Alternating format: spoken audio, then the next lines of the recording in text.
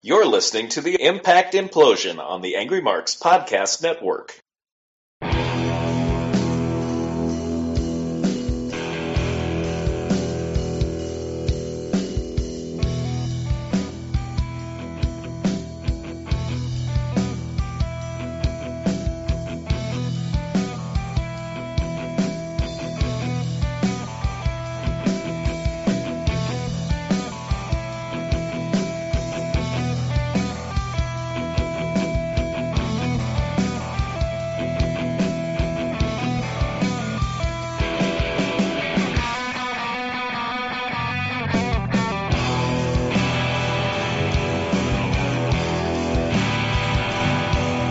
It is January 3rd, 2016, and it is another episode of the Impact Implosion, the first of the new year! Hey!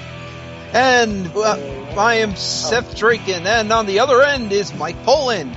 Hey, all acquaintance we forgot, and some far behind. Yep, let's forget about that. And let's talk about Impact. Now they're on Pop TV. Which we'll get into in a little, at the end of the show, we'll preview the Pop TV debut, because they've actually announced some stuff for it, other than the title stuff. And other than the title stuff, yes, they got some things on Pop TV. We also have a little bit of news, not too much of it though, I think. Yeah, but one night only being live qualifies as news. Yep, that's news. This Friday. I'll probably see it sometime this next weekend. I don't know if I'll see it, honestly. I got so much stuff. And Jeff Hardy will be out until late next year. Oh no, that means he won't show up in TNA or in WWE. Basically, yep. And some guy named The Miracle's coming out. The Miracle? Yep, The Miracle's coming to TNA. They might need a miracle. Yeah, they will.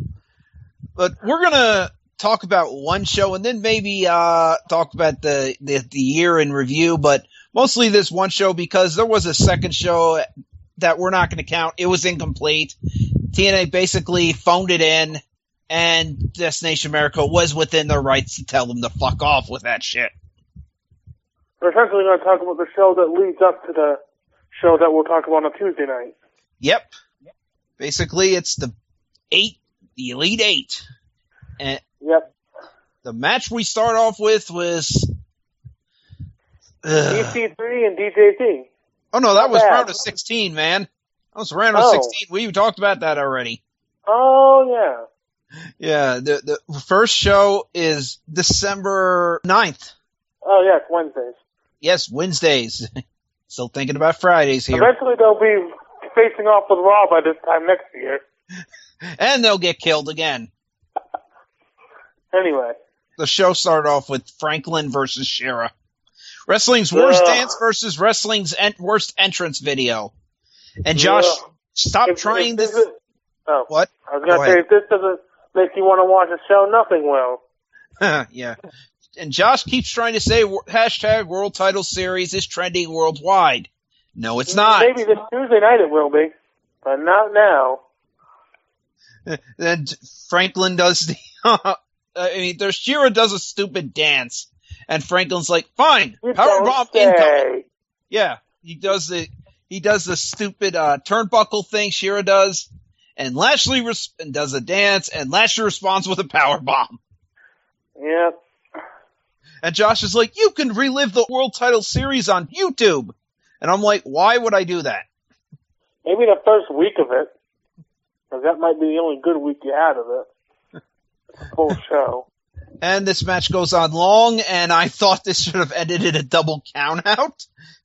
But Franklin wins with a spear. This was an ugly Haas match. This was Bully True ugly. Thank you, good old JR. Yeah. My God, Seth. And what do we have next? They showed some hype for Eric Young winning his matches and Tigre Uno winning his matches, and there was a bit of a goof because Tigre Uno beats Gail Kim, and they said he got 3 points out of that. Nope, that was not part of the round of 16. No, that was round of 16. You can't, that's not group play. You don't get points for beating Gail Kim, you just advance. Yep. So yeah, nice one, TNA. EY cuts a promo backstage that no one's gonna stop him. No one. And then we get still to come, the Dixie interview. But first, Tigre Uno You're versus... supposed to want to stick around, TNA. Yeah. Tigre Uno versus Eric Young. And there was a dual Tigre sucks chance. The Mexican John Cena? Yep. EY cuts a promo before the match, warning Tigre to leave before he hurts him. Tigre thinks about it, then springboard drop kicks him. Yep. And Tigre does this stupid-ass leg drop that I've talked about in the past that freaking sucks because he ends up landing on Eric Young's groin with his butt. It does the same thing Jeff Hardy does. I don't know, but it's a stupid move. It looks so goddamn... Tigre Uno has no goddamn clue how to do the damn leg drop. It just looks stupid. It just looks like he's just Eric Young wins. He's just trying to sit on the man's penis or balls. He's trying to break his balls. So anyway, EY hits a power bomb and wins the match after only being able to get two with a pinfall and feet on the ropes. So there was no burial here. And There's no trying to hide behind the referee. I hate to say this, I think Tigre Uno versus EY was a worse match than Franklin versus Shera. Oh, jeez. It was bad. It was freaking horrible. Next. By the way, funny thing about Franklin winning his match, Dixie congratulated Franklin on advancing the semifinals before the feed actually showed him winning. Spoiler! Yep, nice one, Dixie. So then we get You an moron. in-depth look of Matt Hardy versus Jesse Goddard, and Matt Hardy says, "Oh my Goddard, I'm gonna beat him." Boo! Terrible joke. I know. And, We saw those stupid Shop Zone TNA commercials, and my first thought is TNA has a factory where they can make Santa Clauses. Because there is a lineup of Santa Clauses. out there somewhere. What? So Tim Allen's hanging out there somewhere. Oh, yeah. He's the Santa Claus. I know. So EY's backstage saying he gave Baby Tiger and a foreign scum a chance to leave, but he got beat, and it's his fault. Yep. And then Pope picked Davey Richards to beat EC3 and says, so you're thinking Davey Richards is going to pin or submit EC3? And he's like, doesn't have to pin or submit him. No, not really. No, I know, but yeah, he's basically predicting the EC3 is going to lose by count out. Hey, it protects the undefeated streak. I know, but time for Jesse versus Matt. And originally I thought Josh Matthews could not pronounce the word ambiance correctly, but it's abeyance. It is abeyance. Yeah. Yeah, my bad. Ambiance is something different, but Josh calls the World Title Series a thrilling 2 months. I think most of your own fans would disagree. Yeah, it's so thrilling that I don't even know if I made it through this whole show. It's so thrilling, there's times where I don't even remember who won. So thrilling, I'd rather watch a 3-hour Raw, even as bad as it's been the last couple months. Yes. So thrilling, it won the 2015 Golden Turducken. Oh, we'll talk more about the series when we get to the worst of 2016. Oh, yeah. 2015? Yeah, 2015. This is 2016. Yeah. And time for the Dixie interview. But before that, we saw Jeff Hardy in an elf costume. Jeff Hardy photoshopped as that's gotta be the weirdest fucking elf ever. I know. So, Dixie said, our January debut up in the UK. And I'm like, no! You debuted in New York at the Manhattan Center. God damn it! Yes, that's true. That did happen. Yeah. Not in England. There's quite a difference between New York and England there, Dixie. Oh, there is. And Dixie respects Matt for winning the world title the way he did at Bound for Glory. And I'm like, no. You're just making yourself look worse. Yes. And if this was me, I'm like, yeah, Matt Hardy finds more problems with his world title win than you do, Dixie. That's a problem. She's called the World Title Series exciting. It wasn't considering the ratings the week before, and Dixie then announces the semifinals and finals will be live on January 5th in Pennsylvania. That's good and bad. Smart. Just axe the other stuff you take. Good in that we may no longer have to be able to use the taping to see who wins the entire thing, as people may change their minds. Bad in they had 3 more shows to go this year, and they basically said those 3 shows aren't worthy of being watched, and they were correct. They were freaking correct, even though I saw one of them. I think I watched the first week of the Best of TNA 2015. I didn't. I watched that 1 week where they tried to basically had 2 wrestling matches, a goddamn let's talk about every superstar in the Final 4, and let's even go back to a match when they were in group play, and then Kurt Angle, and then we ended with a round table. That's basically what that show was. Let's the fuck out of people and go back to them being in group play. Yeah. How do we get back here? I know. So they talk about next week, Group Future 4 takes on Group X Division. We have a 4-way between Edwards, Anderson, Spud, and Rude. I'm going to spoil this here because we're not going to really talk about that show. X Division won, and Rude won the 4-way. And then main event time, and this was a really good match between EC3 and Davey Richards. As you would expect for these 2 guys, actually. Yeah, this was really good. Davey did some great selling. Got Irish whipped chest first into the turnbuckle and flopped like a Bret fish. Hart spot. He basically went down and turned around, flopped like a fish because of it. Davey did a kick and a German suplex pin that almost beat EC3. EC3 countered with the TKO, but only got a 2 count. Superplex followed by a brainbuster by Davey. That only got a 2 count. And EC3 ultimately won. Davey basically sat on his own head, hitting that 1%, selling that 1%er, and EC3 won. I was going to give this a D+, but I gave it a C because that match really put it up there. Yep, sounds about right. And now we're gonna talk about the next week's show. Oh boy. No, we're not. We basically said we're not going to do that. Yeah, we didn't watch it. No, we did. Oh, I watched it. I watched parts it, of it, and I gave it an incomplete. I didn't even give it an F. It was incomplete. Yep. It would be like TNA sent their homework home and we asked, "Where's your homework, TNA?" And TNA said the dog ate it. The dog ate our show. Yeah. Wait a minute. Rick Steiner was there? Yeah. So anyway, let's talk about 2015, and we can talk first about what looked promising, that first show.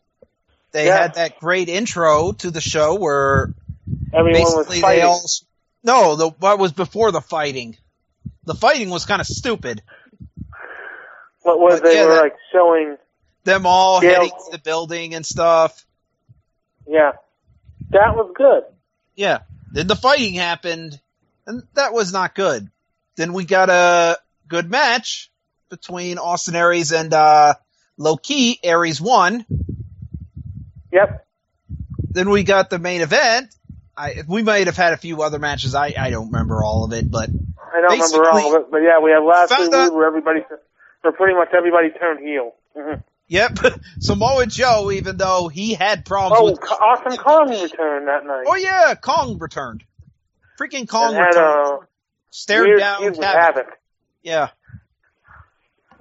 Basically, everyone Low-Key and Samoa Joe were revealed. Joe and Eric Young turned on Bobby Roode, and a turn that everyone could see coming. We had... ended up in a pretty good feud. Yep, we had the Beatdown Clan, and Lashley turned face. He didn't want to join them, even though he was champion because of their help. Lashley alone to cut promos. Oh, yeah. Yeah, MVP was... The only thing good about Lashley was when MVP was hyping him up. Right. Then we had the great UK shows. We had 2 matches in particular that were good. The one that was the best was the Rockstar Spud EC3 feud. Yep. That match Streaks was bloody. versus Streaks. Spud versus Spud. Or But something before, like that. I forgot, before that, we had a moment where we had a 4-way to see who would face Lashley at the end of the England shows. And Destination America spoiled it by saying in 2 weeks it'll be Lashley versus Kurt Angle, who won the 4-way. Whoops. Yeah. Yeah, we ranted about that when that happened. Yep, that happened. Lashley versus Angle was a good match. And then you go back to the Impact Zone for about 8 months. Yeah. Then we talked about As Lockdown the dollhouse forming. Oh yeah, the dollhouse formed. Taryn Terrell turned heel and was great at it. Yep. Awesome Kong And beat now she's Havoc. no longer in the company. Oh no. Yep, Havoc got taken out of the company. Half the Knockouts division is gone now. I know. And Gail Kim's still your champion. What else happened that was pretty bad? We lost some other people. We had that whole Hernandez fiasco. Yes. Because first the Beatdown Clan added Homicide, then decided, no Homicide. So we'll fake his injury, and they're going to be fighting the Rising, which is Drew Galloway, Micah, that was and a Eli botched Drake. action. I know, it was. Then let's have Samoa Joe leave the company. And go to NXT. And do well in NXT. And then we James had... Storm left. Yeah, he left and went to NXT, and he's doing fine. Yep. We had the Hernandez thing because he was still wrestling in Lucha Underground, and they had to cut every segment he was in because he was still featured in Lucha Underground, and they didn't get a proper release, so they had to cut all that shit that they had taped. We had the never-ending DC. We had Jeff Hardy being a moron and crashing his bike right after the Hardys won the tag titles. Yep, won the tag titles. I'm gonna do a stupid stunt and break my leg. And pretty much ruined months of storylines. Yep. MVP left because of the stupid-ass Hernandez thing. Which left Kenny King with nothing. And then Kenny King went to ROH. Yeah. He's like, fuck this. They got nothing for me. I'm going back to the Retitus. We had... It sounds to me like TNA just had a clearing house party. Let's see. What one thing can we do to get rid of, like, everybody that's sucking our budget dry? Oh, yeah. We'll fuck this up months in advance. Yep. EC3 won the world title. Oh, we had the Magnus James Storm mess. Oh, God. Mickey James got thrown onto a railroad. Her and Magnus got married, by the way. Oh, yeah. Magnus got married to Mickey James, yeah. And they have a kid. And Bram showed up. Oh, Bram showed up. That was the year before. Oh, that was? Oh, yeah, I forgot. Yeah, they pretty much did nothing with him after Magnus left. Because they had that feud for a while, too. Oh, yeah. Bram. TNA versus GFW. Oh, God, which TNA basically spanked the living hell out of GFW, and GFW looked like bitches. That's because they rushed through everything. They did a 6-month feud in, like, a month. Yeah, people still trying to tell me that was good for GFW. No, it wasn't. No, it wasn't. The Invasion was better. Yeah. Fucking Invasion was handled better. WCW and ECW, the Alliance got to look strong at some point going in. Yeah. Yeah. TNA, GFW, no. We're not going to do anything with you. We're going to bury you. Yep, that sucked, so... We had the whole Bound for Glory match, which leads to the title series. Oh, God, we're gonna talk about other things first before we get into that mess. Yeah. What other things? We had Nux and Crazy Steve leave the company, and Freak. And nothing of value was lost. Leaving Rebel to join the Dollhouse after they took her out. Which made complete sense. Yeah, in somebody's mind. A week after they take her out. What? let's join the group. We have nothing for you guys. We have nothing for you since we fired your friends. We had Tigre Uno win the X Division title. And have another ending series of decent three-ways with Manic and DJZ. Yeah. Oh, God. We got to talk about that whole Destination X thing. So, Rockstar Spud's X Division champion. And he basically gives it up to fight Kurt Angle in a great feud. And it's the opener because later that night, Austin Aries would get the title shot too against the winner of that match. So they wasted the briefcase and the X Division title shot to basically... And neither Spud or Aries actually won. No, so basically let's make Kurt Angle look like a monster. Despite the fact that Kurt Angle... Yeah, Kurt Angle sucks. I'm sorry, he was great. Yeah, he was great at one point. He ain't anymore. And he was doing all this. People want to see him come back to WWE. I'm like, no, that's fine. And he was doing all this with a freaking bulge on his neck. A bulge on his freaking neck. Yeah, because he had a tumor. Yeah. He had a tumor. Yeah, Kurt Angle had a tumor, and he kept since last year, and he kept doing it until, it got worse and worse, and they told him, dude, you can't do this anymore. They tried to reform the beautiful people to fight the Dollhouse, but Angelina Love got herself pregnant. Yep, she got knocked up by Angelina Davey Love Richards. Was pregnant. Yeah, Angelina Love got herself. Sorry, we're in a bit of a rush here. Got herself knocked up by Davey Richards. Thanks, Davey. They're going to rekindle that, by the way, on Impact this week. You would think that the only people that would be in a rush would be Davey Richards and Angelina Love to get to the altar, but out of there. Oh yeah.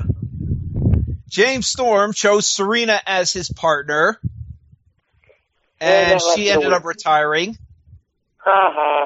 So all four of those people in this great tag match between Magnus, Mickie James, James Storm, and Serena Deeb, all no longer in TNA.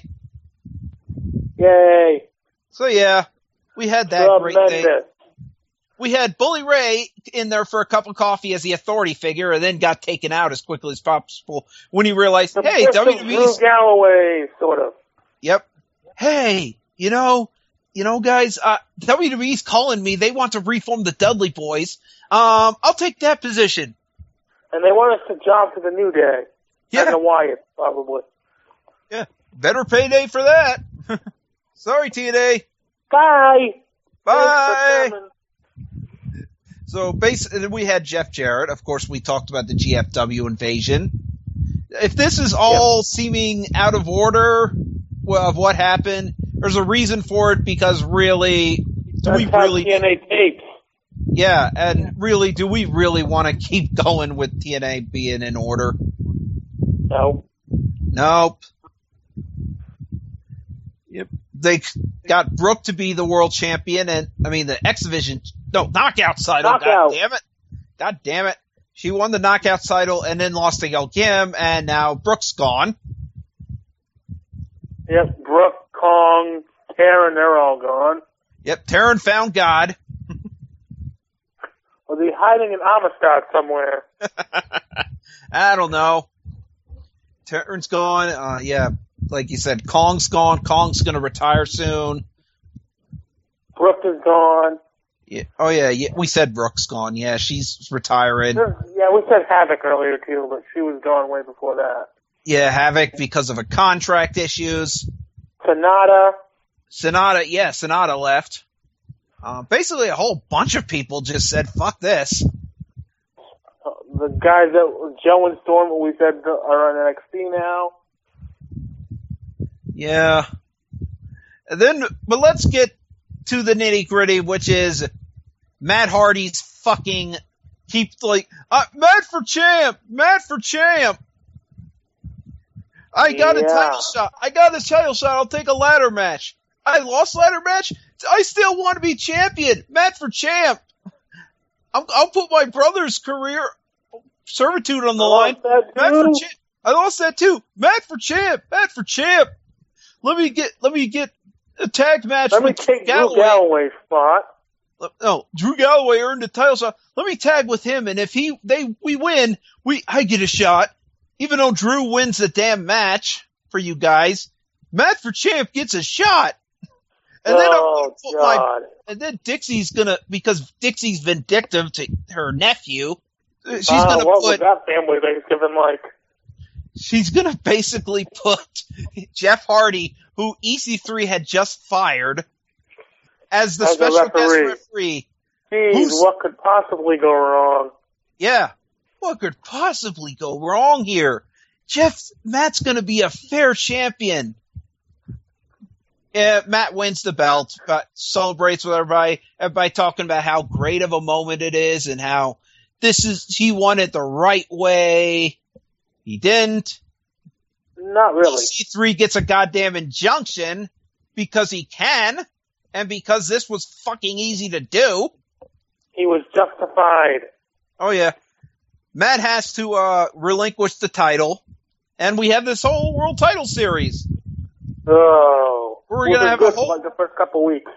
Yep, because we taped all this shit in July, and we have a place to air it now. Mm-hmm. So nobody cares. We're gonna have group champions, group knockouts, group X Division, group wild card, group tag team specialists, group UK, group Future 4, and group originals. And we're going to have one of the worst matches to ever be on TV, Rockstar Spud versus Grado. Oh, God. I'm sorry, Spud. Your match with Grado sucks. Grado's now holding a title somewhere in the UK. Yeah. Apparently. Yeah, he is. He beat Drew Galloway to get the belt. And so we had this 2-month goddamn world title series thing, which was a fucking pain in the ass. Thankfully, that's over now. Anytime you have leaderboards in wrestling, it's going to be easy to follow, right? Anybody remember the Bound for Glory series? Hey, the Bound for Glory series was great. That stuff was actually good. This was not. That's because you had to follow 6 different groups. And because it was all just wrestling matches. There was no storylines, no anything. It was just... Well, except for Matt and EC3. Yep. Wrestler A, who were in different groups. Well, to be fair, I think the original intent was to probably have them meet somewhere later in the tournament. Yeah. Wrestler A wrestles Wrestler B. They got 15 minutes. Aries finds a way back into the company after losing a loser leaves town match. Something tells me he might find another way back in the company for the new year. I don't think he's doing anything right now. And basically, Josh says, well, he found a way back, y'all you noobs and Poindexters. Except you guys taped this before you taped the match that he lost his career in. I know, God. This was so stupid. Stupid. Knew better. So, yeah, that was just ungodly levels of just idiocy. And now we have Destination America canceling TNA, and even when that original story comes out, TNA basically blasts all the sources. They're saying, Destination America ain't canceling us. You're all lying. They ain't canceling us. Yes, they are. They didn't need Don Callis to do it. I know. This is all a fraud. And then let's blame... And given the last 2 months of television, could you blame him? And let's blame Ring of Honor for us getting canceled. We were going to hit a certain point. Because Ring of Honor probably got about the same ratings that you did, and they have a better show. Guess what? Ring of Honor had less ratings. Yes. Had lower ratings. They didn't get better ratings. They got lower ratings. Yes, because Ring of Honor has less known guys. Yeah, this was for the most part. Just, goddamn, what the hell, TNA? Smoking so much damn grass backstage, probably. Maybe. Yeah, maybe. This was just... So, yeah, that was the year in review of TNA. Hopefully 2016 is better and they can at least last a year on the top channel, yeah. At least they could last a year. And if they don't, Let this be the end. Go out with that whimper that you've been trying to go out with for the last 3 years. Yes. Just end here. Old Yeller needs to be shot. So that was this jumbled mess. That was the 2015 in review show. Oh, So, let's preview Impact for Tuesday night. Oh yeah, that's there. We got the semifinals and finals. We got the debut of the Miracle. The Dollhouse are taking on the Beautiful People. Because let's rehash. I said the Dollhouse are taking on the Beautiful People. Because let's rehash that. Oh yeah. And Bobby Roode will defend the King of the Mountain title. Against some guy. We don't know. He'll defend it against somebody. Rumors are that there will be debuts including Mike Bennett and Maria. Oh yeah. Maybe Mike Bennett is the Miracle. Maybe they'll be the Miracle. Maybe the Miracle is just a reap-off of the Kingdom. Anyway, we'll be back on Tuesday night to talk about that. Yeah, so that's probably the end of our show. Do you have anything to sell, Mike? I will wait till Tuesday night to sell. And I actually have I actually posted the nominees for the Geno Award on my Monster Crap site, which is the worst movie involving a monster.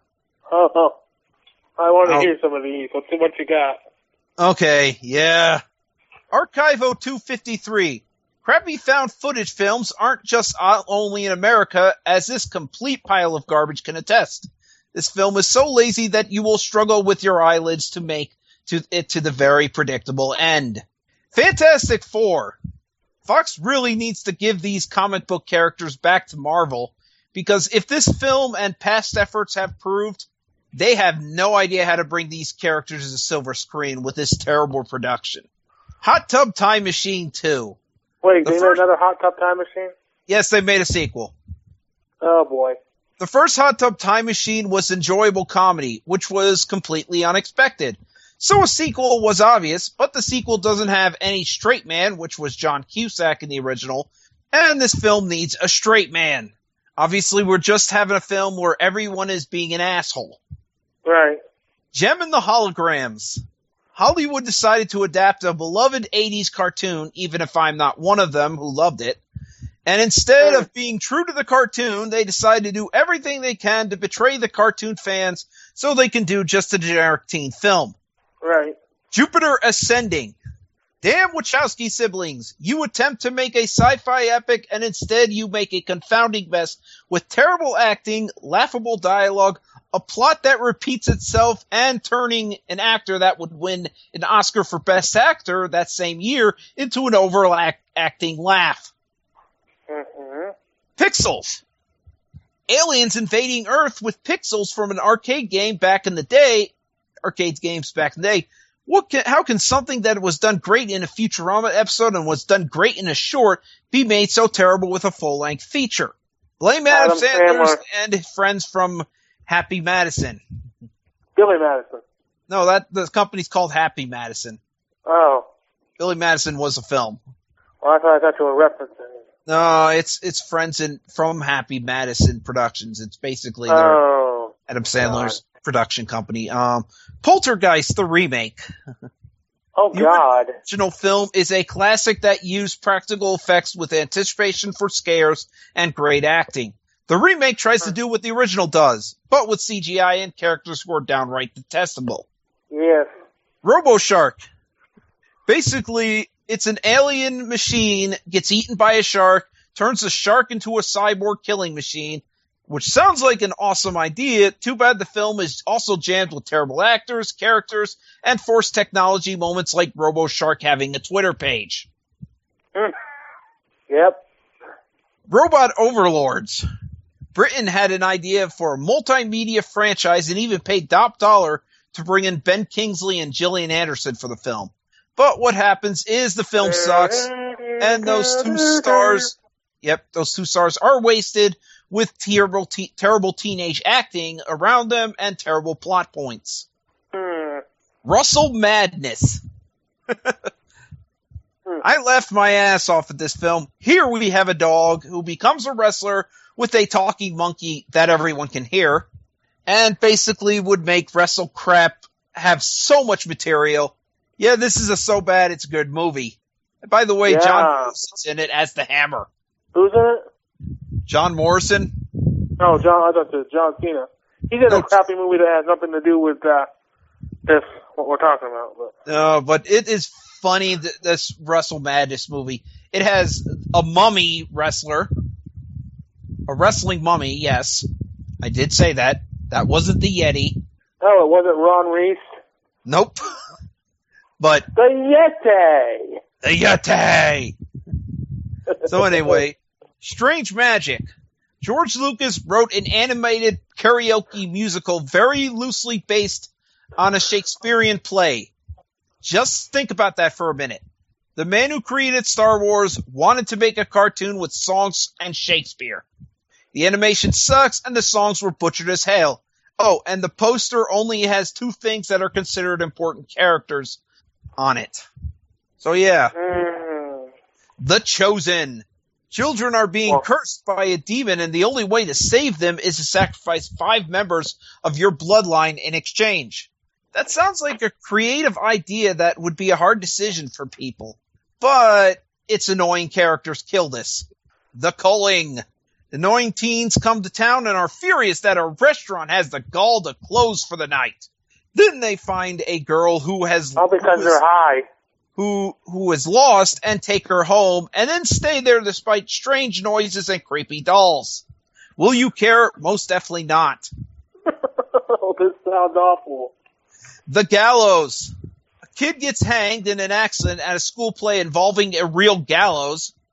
No wonder the kid's ghost is pissed off when the school decides to redo this play, and since it is found footage, expect every character to be detestable and the cameras to be shaky. And this movie does not star Festus. No. Or Luke Gallows. The Lazarus Effect. Hey, it's scientists who want to play God by bringing back people from the dead, and bad things happen to them. What a surprise! This film is completely forgettable while trying to act smart. When, let's be honest, it's not smart. The Ridiculous Six. This only gets nominated because the mixed stick shit Adam Sandler's Gary Stu character does as he can turn into what has things. happened to you? With stunt casting to do terrible renditions of real people and the need for sophomore humor all over the place. This film proves that Netflix made a bad deal with Adam Sandler's for these straight-to-Netflix films. God, this is on Netflix?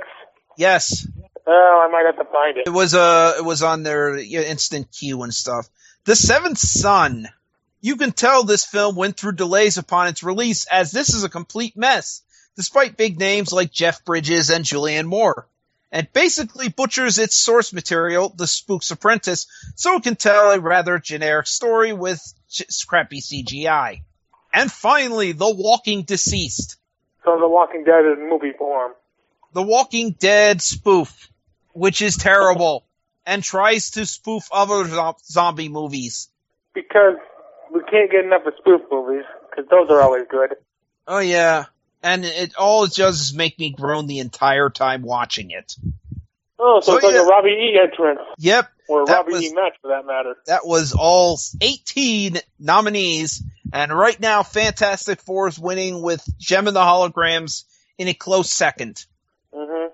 And I think that's all we got for tonight.